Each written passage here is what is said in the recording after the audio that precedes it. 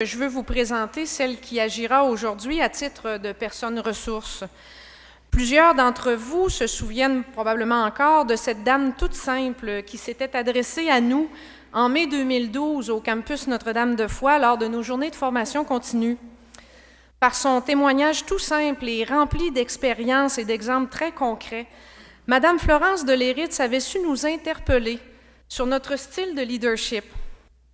À notre demande, elle a généreusement accepté de revenir, faire un bout de cette route de conversion sur laquelle nous marchons déjà depuis quelques années.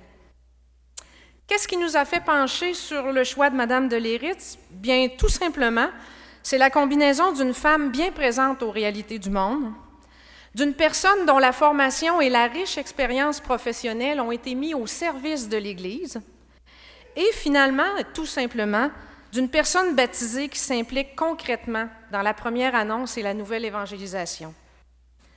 Mariée depuis 18 ans, mère de 5 enfants âgés de 3 à 16 ans, sa formation en sciences politiques, ses engagements humanitaires au plan international, son implication comme cofondatrice des Parcours Alpha en France et dans 169 pays, son implication dans une firme internationale de coaching qui se nomme Expand et, de façon toute spéciale, sa récente participation avec son mari à titre d'invité au synode sur la nouvelle évangélisation font que c'était la personne toute désignée pour venir travailler avec nous aujourd'hui.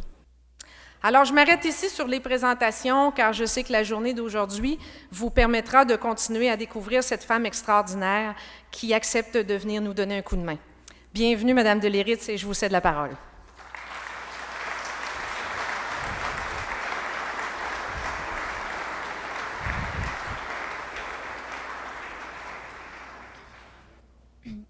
Je vous remercie. C'est une joie immense pour moi d'être avec vous. Et en même temps, je suis terrorisée. Et je viens vraiment devant vous dans la crainte et les tremblements. Quand l'invitation m'a été adressée de participer à votre journée de lancement de l'année pastorale, je me suis vraiment dit, mais qui suis-je? Mais qui suis-je pour venir apporter un témoignage? Et vraiment, je viens dans la foi et avec vraiment la grâce de vivre les paroles de l'apôtre Paul, qui m'ont beaucoup porté. Ma grâce te suffit, ma force se déploie dans ta faiblesse.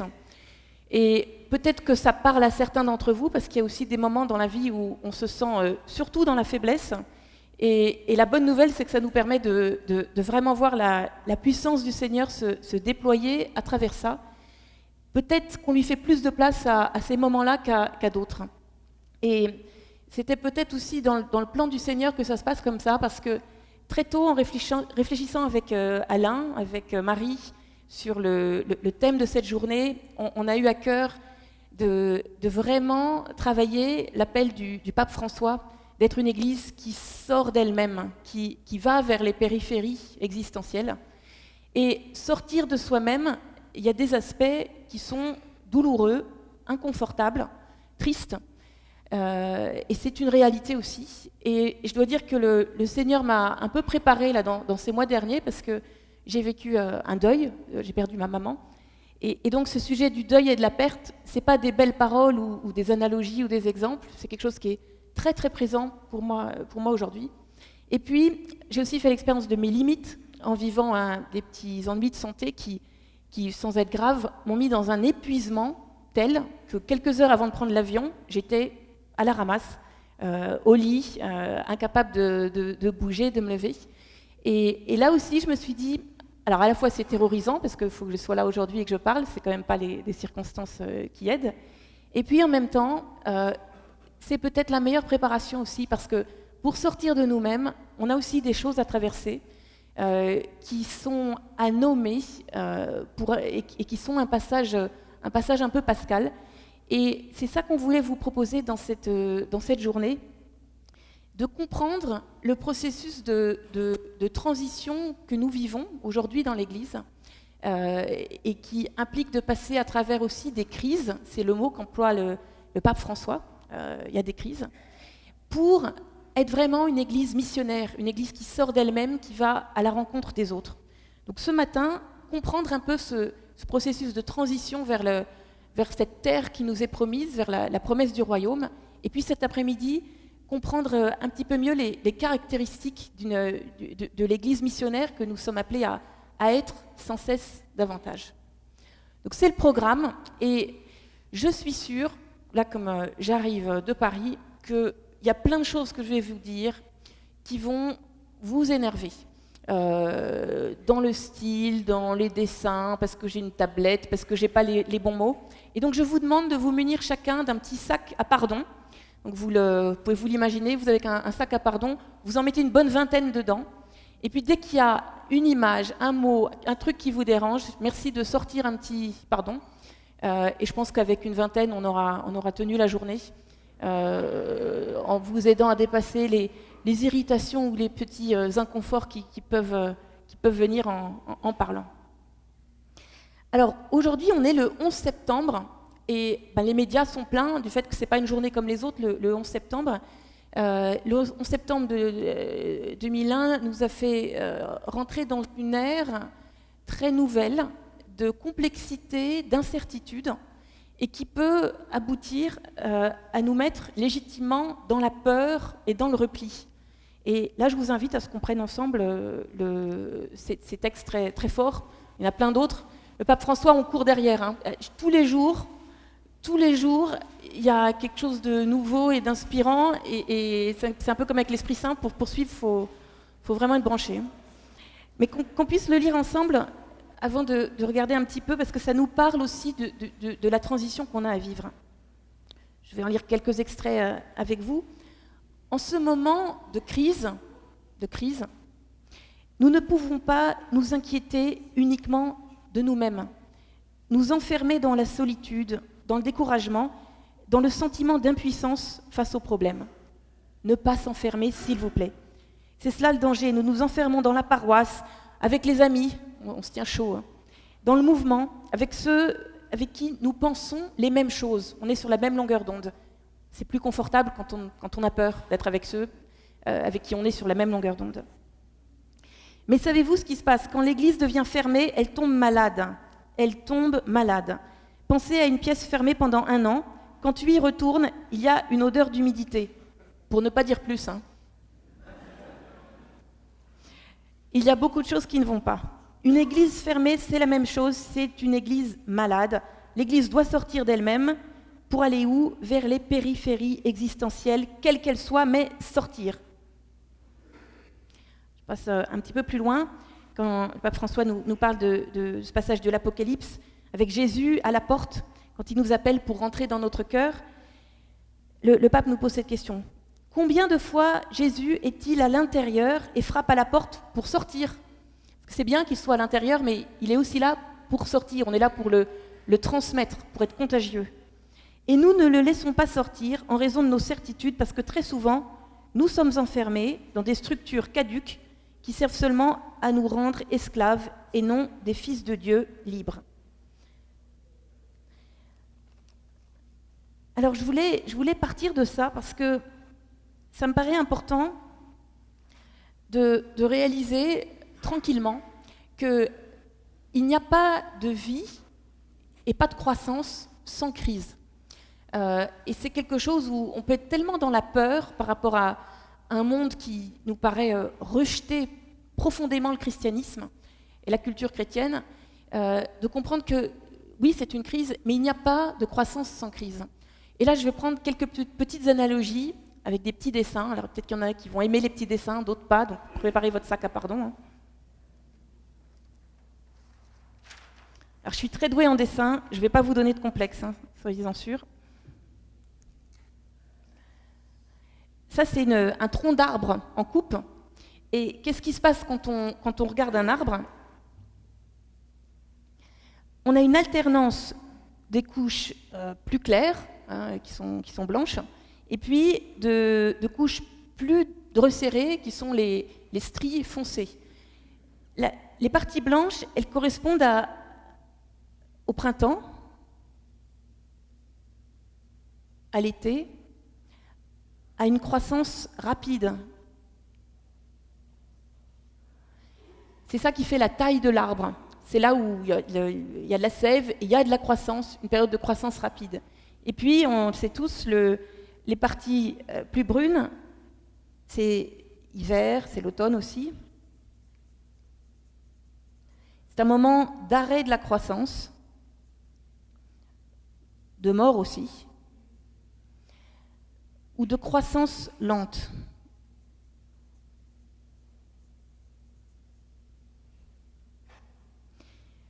Mais ce sont aussi les parties les plus dures de l'arbre qui donnent la structure qui fait qu'il tient debout et qu'il est solide. Et donc c'est cette période de crise extérieure, hein, c'est le froid, c'est l'hiver chez vous, c'est quelque chose qui donne la solidité de la structure. C'est aussi pareil pour nous, et je trouve intéressant de se dire aussi, ne pas exagérer l'importance des crises extérieures, parce que nous, on peut être facilement dans la peur face à l'intensité de la crise qu'on traverse, mais ce qui tue l'arbre bien souvent, ça peut être le froid, le gel, c'est vrai, mais souvent, c'est beaucoup plus insidieux. C'est quand il pourrit de l'intérieur à cause des parasites ou des champignons. C'est pareil aussi pour nous dans l'Église. Les crises extérieures, elles peuvent être violentes, et l'Église a connu des persécutions fortes, et elle en connaît aujourd'hui plus que jamais. C'est une crise des attaques extérieures qui sont violentes. Mais bien souvent, ce ne sont pas les persécutions qui ont tué l'Église ou qui l'affaiblissent le plus. Ça vient de l'intérieur. Ça, c'est quelque chose qui m'a beaucoup marqué dans une intervention du pape Benoît XVI en décembre 2012, quand il nous a dit, un peu rudement, malgré sa grande douceur, « Les principaux ennemis de l'Église ne sont pas à l'extérieur, ils sont à l'intérieur, ce sont les chrétiens tièdes. » Et les chrétiens tièdes, c'est moi quand je m'attiédis.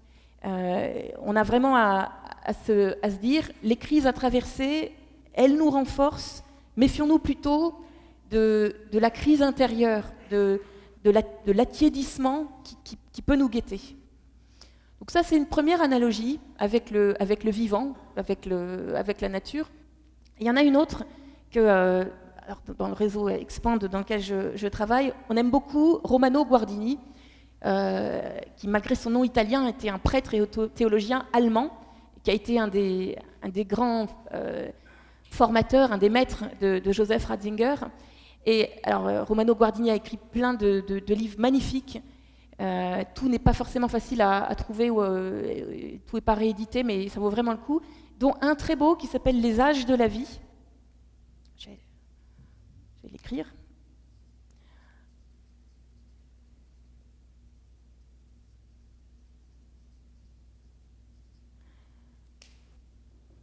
Où il regarde sur la croissance d'un être humain, d'un homme, d'une femme, les grandes étapes que sont la première partie de notre vie, in utero, la vie que nous avons quand nous sommes enfants, mettons jusqu'à 12 ans, la vie de jeune, alors jeune, on est jeune de plus en plus longtemps, mettons jusqu'à 28 ans, la vie d'adulte, 30, 45 ans, l'âge mûr, 50, 65, l'âge de la sagesse, 65, 80, puis aujourd'hui la vieillesse c'est 80 plus, hein. On reste jeune de plus en plus longtemps. Ce qui est intéressant, c'est que Guardini montre qu'on ne passe d'une étape à l'autre que par des périodes de crise. Il faut la crise pour grandir. Et pour lui, il y a une crise quand il se passe trois choses différentes. Quand sont touchés en même temps le corps, les émotions et puis aussi l'esprit. Quand il y a les trois, il y a une crise. Et peut-être que pour nos communautés chrétiennes aussi, on peut dire qu'on est touché un peu à ces trois niveaux aussi dans la transition qu'on vit aujourd'hui dans l'Église. Alors si on regarde ces crises, la première c'est la plus difficile. La bonne nouvelle c'est que si nous sommes ici, on l'a tous traversée, c'est la naissance. La seconde c'est celle de la puberté. Passer de jeune à adulte, c'est la crise que Guardini appelle celle du réalisme-idéalisme. Idéalisme-réalisme.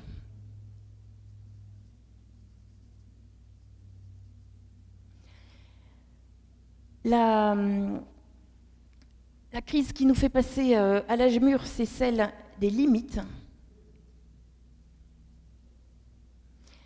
Celle qui nous fait passer de l'âge mûr à la sagesse, c'est celle du lâcher-prise et des responsabilités nouvelles. Et puis celle qui nous fait rentrer, après, dans l'éternité, c'est la mort.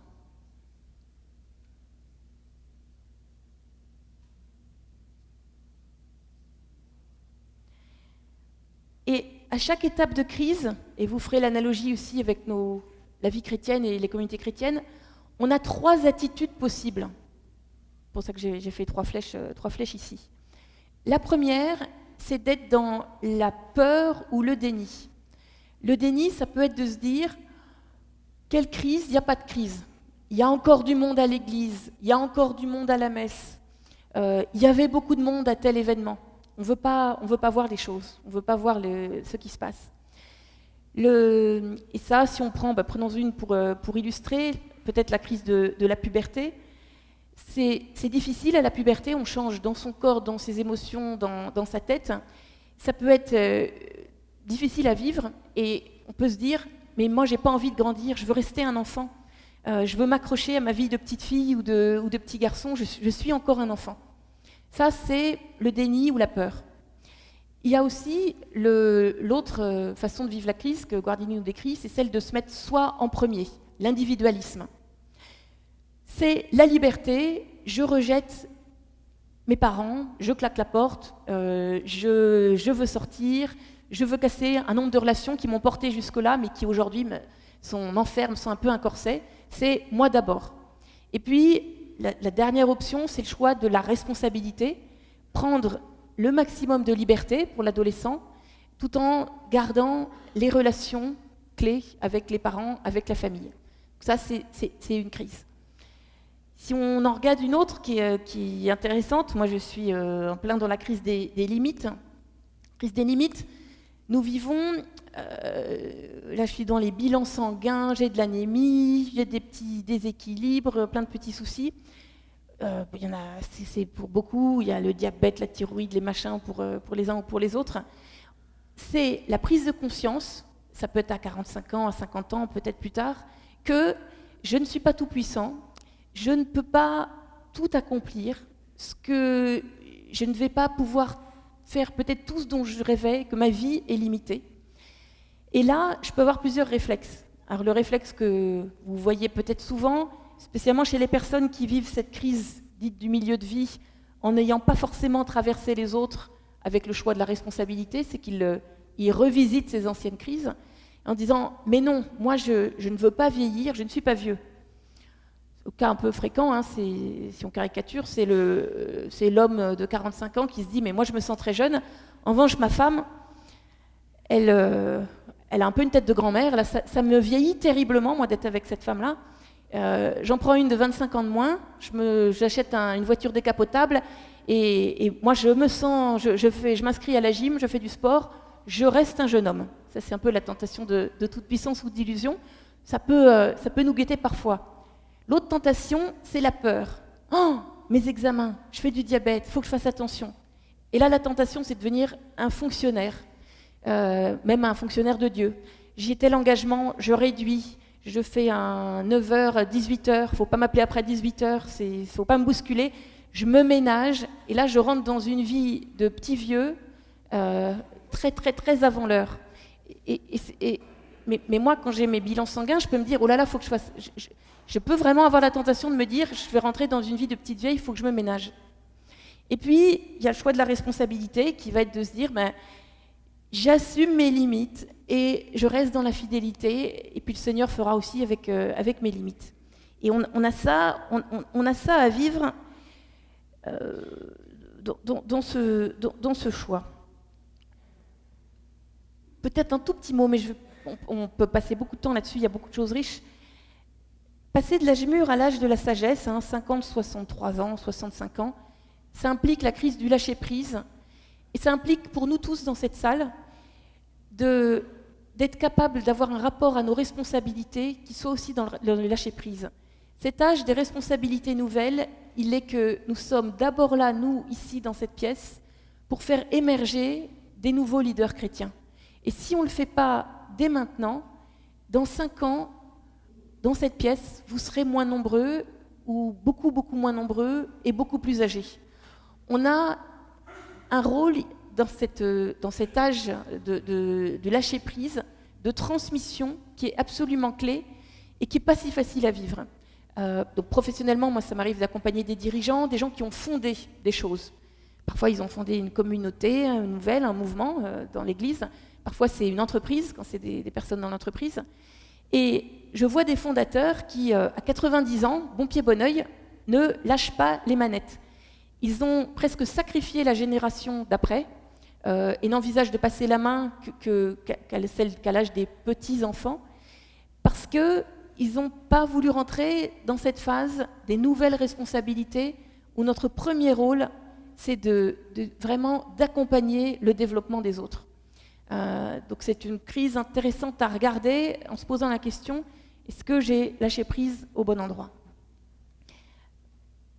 Sans rentrer dans les détails, mais parce qu'on a un temps court, c'est la même chose. On a vu pour les arbres, on a vu pour l'être humain avec Romano Guardini.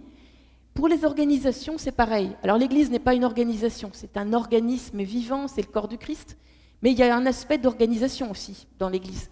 On a des bâtiments, on a des structures, on a des réunions, il y a un aspect d'organisation. Et toutes les organisations elles-mêmes connaissent des phases de crise. Et rien n'est écrit d'avance. Si la crise est mal vécue, les choses peuvent s'arrêter. Et quelles sont ces grandes étapes? C'est l'étape de fondation. Et là, on peut penser, vous fêtez ces 340 ans de fondation. C'est venu tout petit, avec une poignée d'hommes et de femmes. C'était rien. Ils n'avaient rien. Mais en même temps, c'est l'âge pionnier. Avec rien, on fait des choses incroyables parce que le Seigneur déploie sa puissance dans la faiblesse. C'est l'âge des fondations. Souvent, la fondation va être liée à des charismes personnels assez forts. Et il y a des crises qui sont liées, c'est que ça permet une énorme croissance, puis à un moment, il y a une crise, qui est souvent une crise de l'autorité, qui se passe à ce moment-là. Il faut sortir aussi du charisme d'une seule personne pour aller vers quelque chose de plus large et vers une étape d'après, où il faut mettre un petit peu d'ordre dans le bazar. Parce que souvent, les fondations, ça fleurit dans tous les sens, c'est merveilleux, et c'est un énorme bazar. Il ne faut pas perdre le bazar. Le pape François nous invite à mettre la pagaille, il a invité les jeunes au JMJ à mettre la pagaille. Donc ça, il faut garder ça. Mais c'est un moment où il faut mettre un peu de cadre, un peu d'organisation, un petit peu. Mais il y a un moment où, là, ça devient trop contrôlant, trop embêtant. Il y a une crise d'autonomie qui se passe. Les gens veulent avoir plus d'air. Et on rentre dans une phase où il faut rentrer dans de la délégation pour que les personnes soient motivées, qu'on ne soit pas enfermé dans un corset de direction. Il y a un moment où ça crée tellement aussi de nouveautés, de nouveaux rejets, de tentatives, de choses qui poussent, qu'on se dit, mais qui contrôle quelque chose ici? Il n'y a plus de contrôle, il y a des errements, il y a des erreurs, il faut remettre un petit peu de contrôle, et on rentre dans une phase de coordination. Mais à chaque fois, rien n'est écrit, les choses se négocient, doivent s'ajuster, et les organisations elles-mêmes, et même les mouvements, les communautés, les communions, vivent ces moments de crise, et c'est OK, c'est normal, c'est quelque chose qui fait partie de notre vie. Donc n'ayons pas peur de ce mot. Ce qui est certain, c'est que dans les processus de transition que nous vivons quand nous sommes amenés à l'invitation avec toute l'Église à sortir de nous-mêmes, il y a des étapes à vivre et qui peuvent un petit peu se résumer, se montrer avec un chemin. Et là, il y aurait pas mal dans la parole de Dieu d'aspects qui peuvent nous inspirer. Mais ce chemin, c'est vraiment un chemin pascal. Et donc c'est vraiment celui du peuple de Dieu sortant de l'Égypte.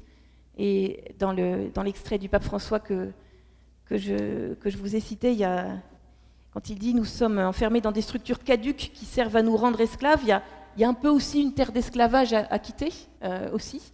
Donc c'est vraiment l'exode qui peut pour nous être un chemin à regarder pour la transition qu'on a à vivre. Ce chemin,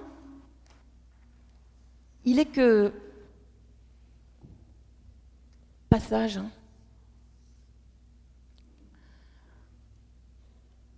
On pourrait être parfois, dans l'Église comme ailleurs, dans une tentation volontariste de changement. Et je dis pas, et des fois il faut prendre des décisions et faire des choses. Et ça veut dire je vais de l'ancien au nouveau, d'un point A à un point B. On a construit quelque chose ou démoli quelque chose ou mis quelque chose en place, on a pris la décision, il y a un calendrier, il y a un planning, c'est fait et on y est. On est passé de l'ancien au nouveau. Mais ça, c'est méconnaître le fait qu'il y a un voyage. Ce que ça m'évoque, cette approche du changement, c'est... j'ai pas retrouvé les citations exactes, c'est pas un père de l'Église, hein, c'est Gabriel Garcia Marquez. Il dit, en parlant d'un de ses voyages de Bogota à Paris, avec l'avion, le corps passe d'un continent à l'autre en quelques heures, mais l'âme met une semaine à arriver. Et dans tout changement, c'est pareil. Peut-être que physiquement, on est passé, on a déménagé, on a fermé une église, on a construit une nouvelle salle, on est passé d'un point A à un point B, on a changé physiquement, le corps est arrivé, mais l'âme, les émotions, le cœur, il y a tout un chemin, il y a un voyage à faire, et ça fait partie, dans notre rôle, dès qu'on est responsable de personnes qu'on amène à faire un chemin, d'embarquer toute la personne, y compris, et prendre le temps d'embarquer cet aspect des émotions. Donc là, on est sur l'ancien, parfois la terre d'esclavage, là, on va vers la terre promise.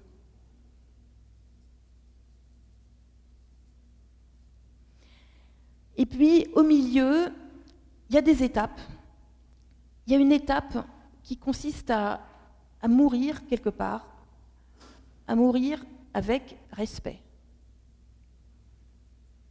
S'il vous plaît. Parce que ça peut être facile de prendre des décisions qui, sur le papier, quand on doit changer dans l'Église, sont les bonnes décisions. Rationnellement, par le bon sens, on sait que c'est ça qu'il faut faire. Mais ça implique, pour les personnes qui vivent ce mouvement, de quitter, d'abandonner des choses, et des choses vraiment précieuses. Si je prends l'analogie, j'ai dû commencer à classer les vêtements de ma mère. Je sais bien que les vêtements de ma mère, c'est que ses vêtements, c'est pas sa personne. Mais quand même, j'ai envie de manifester du respect à ses affaires. Et ça ne serait pas reconnaître le passé, tout ce qu'on a vécu ensemble, que d'aller bouger tout ça d'une façon violente. Ce ne serait pas respectueux ni pour elle, ni pour mon père, ni pour moi. Et c'est pareil quand on change des choses, mourir avec respect. Et là, on va vous proposer tout à l'heure d'utiliser des petits papiers. Réalisez,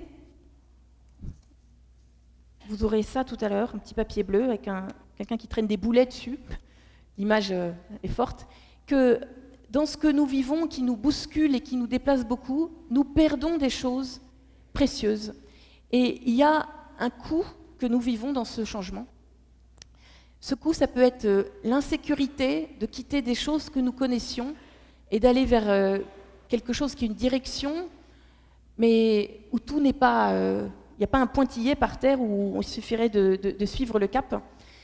Et on abandonne et on perd des choses précieuses. Une chose qu'on peut perdre dans les réaménagements pastoraux et qui coûte cher, c'est de perdre la relation de proximité qu'on pouvait avoir.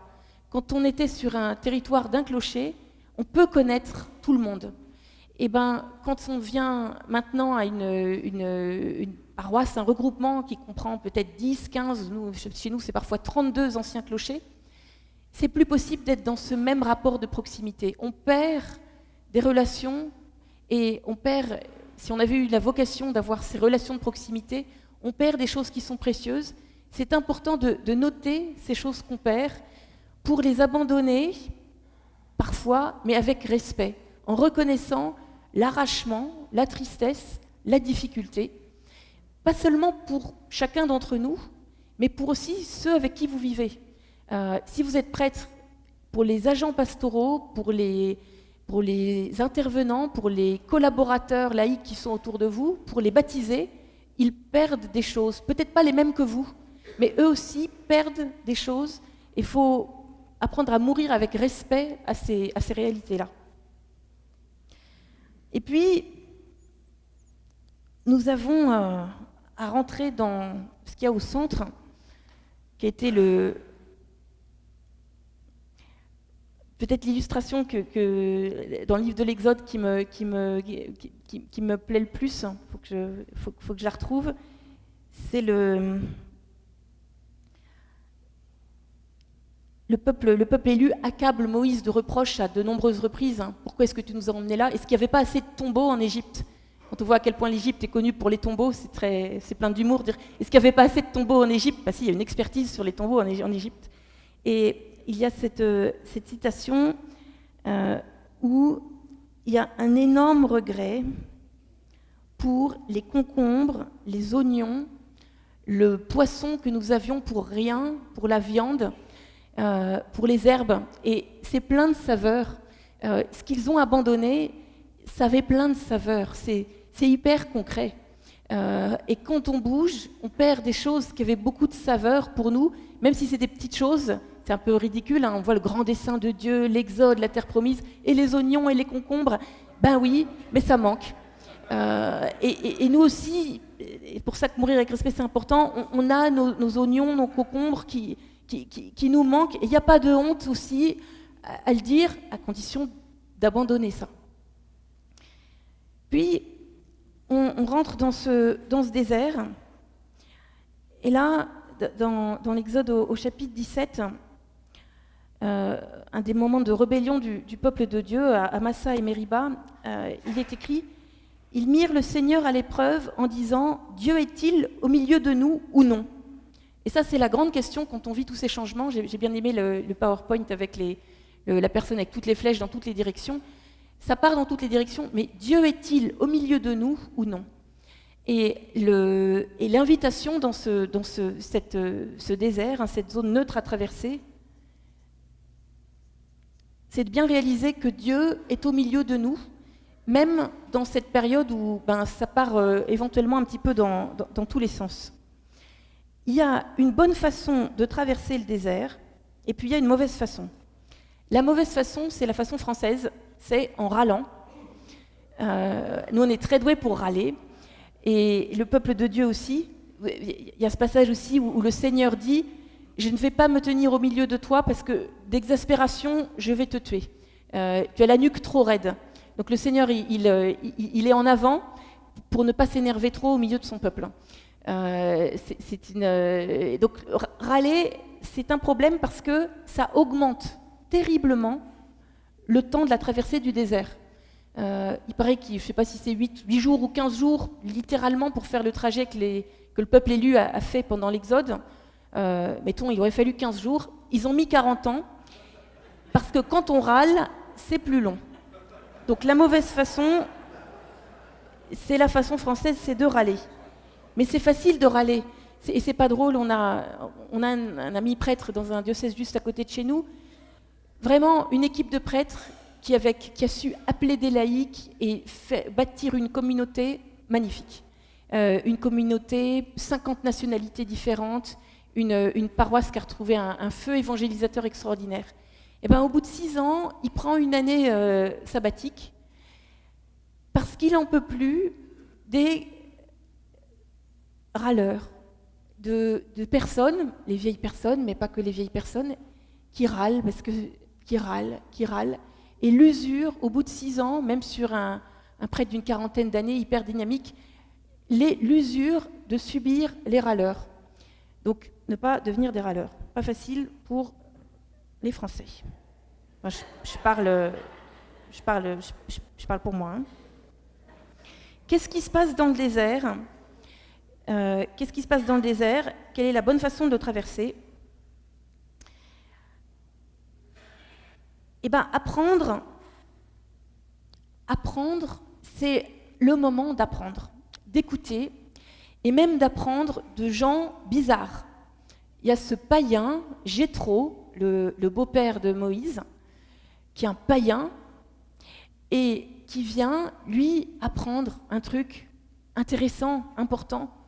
Et on va reparler cet après-midi parce qu'il lui dit la façon que tu as d'agir avec le peuple, ça ne va pas aller. C'est pas agréable de se faire dire ce que tu fais, ça ne va pas le faire.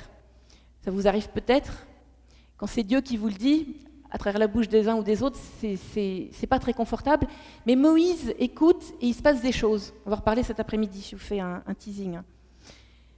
Donc il écoute quelqu'un de bizarre. Pourquoi le document d'Aparecida de 2007 est un texte tellement incroyable pour l'Église aujourd'hui? Quand on a eu le privilège d'être invité au synode avec Marc, à chaque fois qu'un évêque parlait du document d'Aparecida, ça lui faisait tellement de choses que les autres, il y a eu une intervention, une question d'un évêque qui a dit « Mais qu'est-ce qui s'est passé à Aparecida ?» Presque, le sous-titre, c'est « Qu'est-ce que vous avez fumé ?» Vous avez eu une expérience mystique collective, qu'est-ce qui s'est passé? Mais parce que c'est un texte qui est l'espèce de décantation de 30 ans de vie d'Église, avec des grandes difficultés, et où notamment l'Église catholique s'est frottée aux autres églises, aux évangéliques, dans la douleur, parce qu'il y a plein de soucis dans la douleur, mais en apprenant de gens différents, en se laissant remettre en question par la croissance de ces églises évangéliques et pentecôtistes, qui remettaient en question pas mal de choses. Donc c'est le moment d'apprendre le désert et d'apprendre des autres. C'est aussi le moment de repérer les jeunes talents, les Josué et les Caleb. On devrait être obsédé, avoir une liste sur notre cœur des Josué et des Caleb, il y a des filles aussi là-dedans, qui vont être les prochains leaders, parce que peut-être que nous, on sera sur le mont Nebo à regarder de loin cette terre promise dans laquelle on ne va pas rentrer. C'est eux qui vont faire le boulot. Si on ne les a pas maintenant, ils ne seront pas là pour faire le boulot. Qui sont les Josué et les Caleb dans notre communauté? S'ils ne sont pas là, il faut les chercher et les faire grandir. Donc ça, c'est le deuxième boulot de ce qu'il y a à faire au désert. Et puis, on voit bien à quel point le peuple de Dieu au désert passe son temps à chercher l'eau et les oasis. Évidemment, on voit qu'ils crèvent de soif absolument tout le temps. Il y a un nombre de miracles pour répondre à leur soif. Et ils cherchent les oasis. Et c'est vraiment important de chercher les oasis parce qu'elles sont déjà là. C'est ça qui est beau avec le royaume de Dieu, c'est qu'on est toujours entre le pas encore et le déjà là. Et le pas encore, c'est toute la frustration qu'on a du pas encore, mais il y a du déjà là. Et il y a déjà, dans vos communautés, dans le diocèse, des fruits magnifiques du royaume.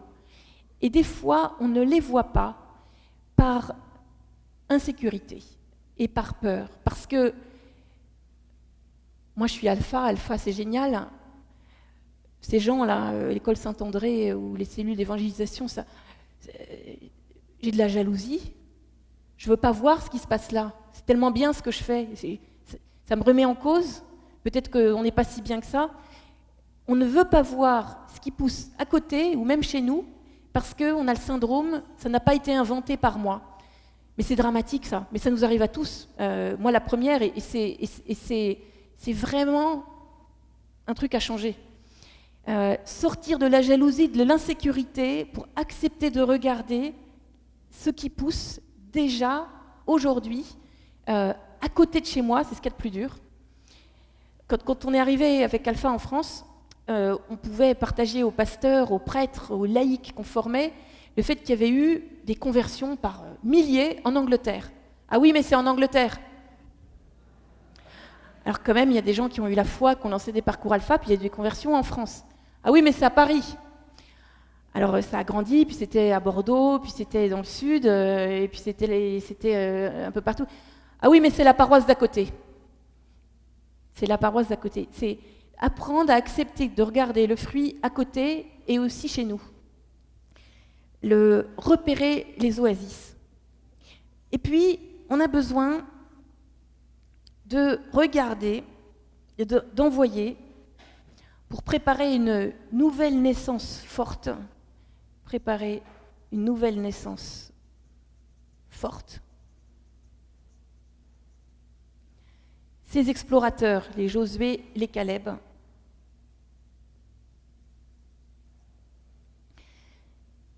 et ces explorateurs, ils vont nous dire des choses. Ils vont nous dire que ce que prépare le Seigneur, c'est une terre magnifique, mais c'est une terre qui fait peur. Vous vous souvenez ? Il y a Caleb.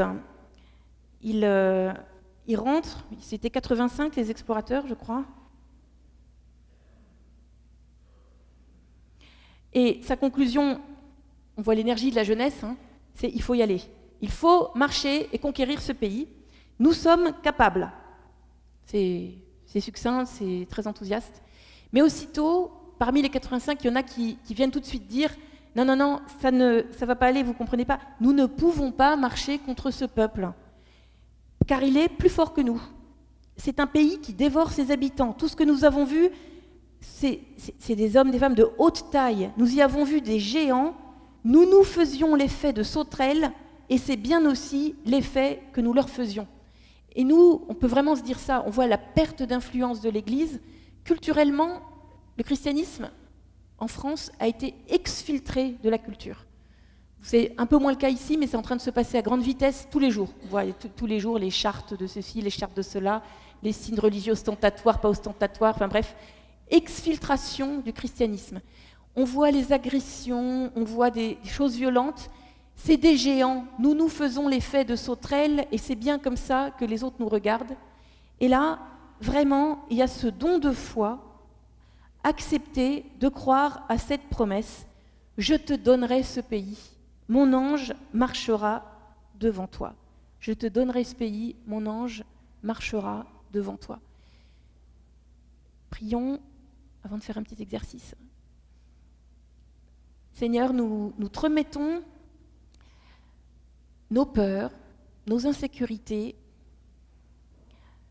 nos faiblesses, cette petite odeur de renfermé qu'il peut y avoir chez nous parfois.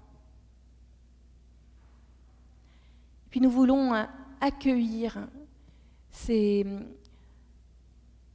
traces de ton action déjà là aujourd'hui, avec toutes ces pousses nouvelles, ces fruits que tu donnes déjà. Donne-nous un regard généreux pour les voir et pour aider à les faire grandir. Nous te prions aussi que nous ayons vraiment confiance en ta promesse que tu marches devant nous, que tu nous donnes cette terre. Tu as dans ce pays, dans ce diocèse, un peuple nombreux qui est à toi, de personnes qui ne te connaissent pas mais qui te cherchent et que tu aimes. Nous te prions de nous donner un immense amour pour eux, pour dépasser nos peurs, pour accepter d'être des sauterelles et d'aller donner un amour généreux à ce peuple qui est à toi. Nous te le demandons, Seigneur, dans le nom bien-aimé de Jésus. Amen.